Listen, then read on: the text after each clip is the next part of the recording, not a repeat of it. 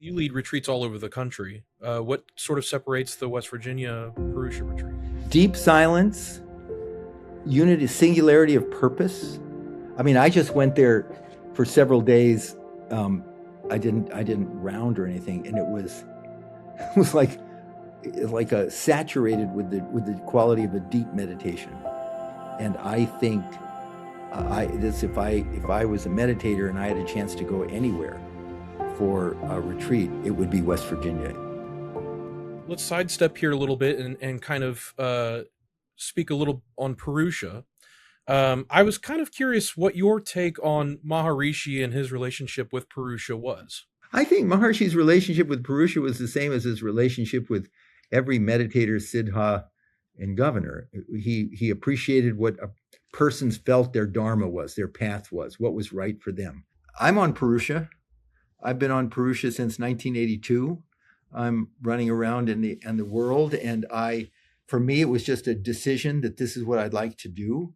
I'd like to have an opportunity to.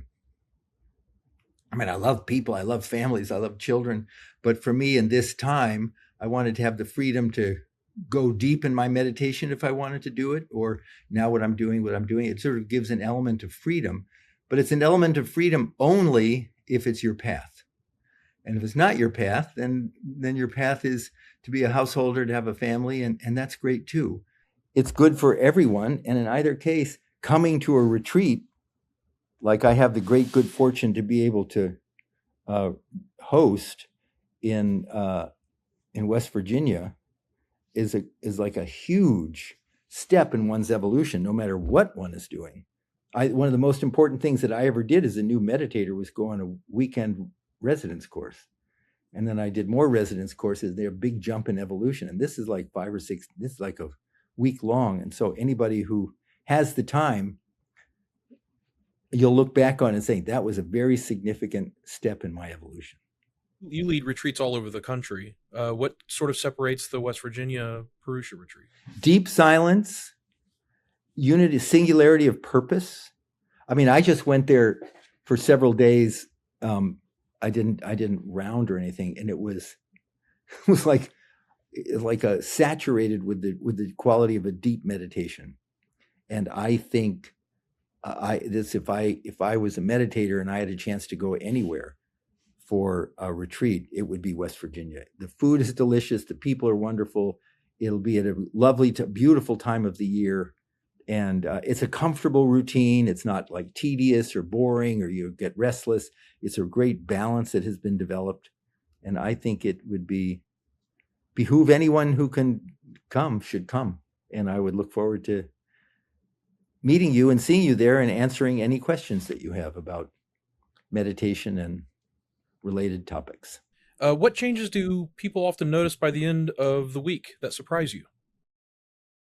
They decompress. You know how some people, you go on a vacation and it takes you like 5 days before you're not checking your text messages all the time and you're sort of still keyed up. And if you're a father or someone and your wife or your kids are saying, Dad, just chill, you can't, your body's on this overdrive.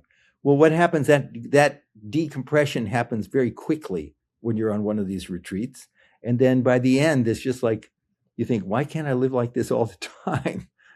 And it's not a passive state. It's just your body just has a chance to just internal workings of your body. There's not this friction. There's not that frenzy. And then people go home and they just feel that it just carries with them for a long time.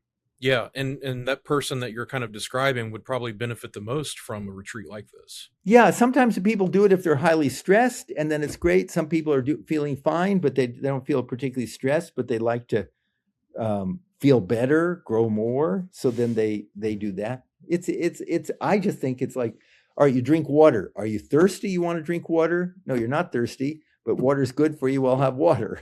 So I think it's just a good thing. It's just a good thing all the way around. Yeah.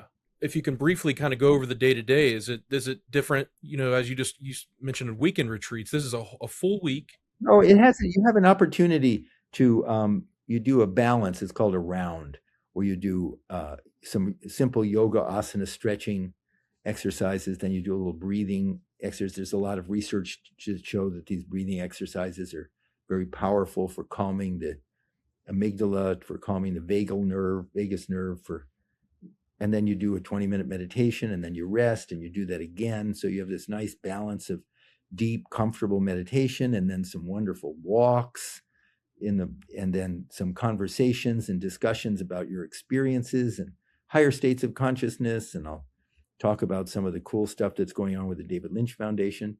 And you have delicious food, and you do it again in the afternoon, and you go to bed early. And I think your body will thank you for the rest of its life. We don't always give our body what it wants. And now we're going to give it exactly what it wants. We are stubborn. Every one of us, we're very stubborn. Yeah, we are.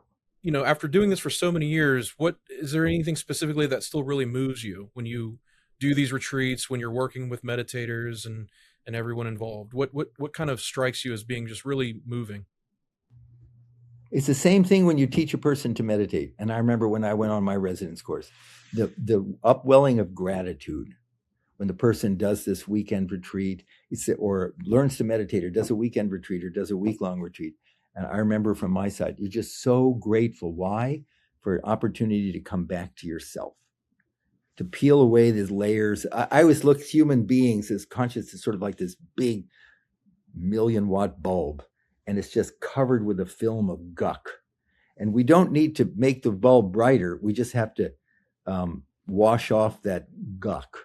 And so people just see themselves, and other people see them in a more realistic, truthful way. And I think that's profoundly gratifying in every case. So if they have that little voice in the back of their head saying to come, you know, it's something that they should probably hone in. Oh yeah, do come. And I look forward to whoever comes will have a good time. Thank you so much, Bob. I really appreciate it. I hope this answered some of your questions. Oh, absolutely. Absolutely. And you're a really good interviewer too. Oh. Keep this in. You're a really good interviewer. Oh, thank you. Thank you. Okay. All right. You are genuine. You're really good. You're really that good. Means a lot. I really appreciate it. And I love the group meditations. I call in all the time to them. Oh, great. Yes. I think it's so great that you do that. I got to do it right now. Absolutely. Thank you so much, Bob. Bye-bye. Bye-bye.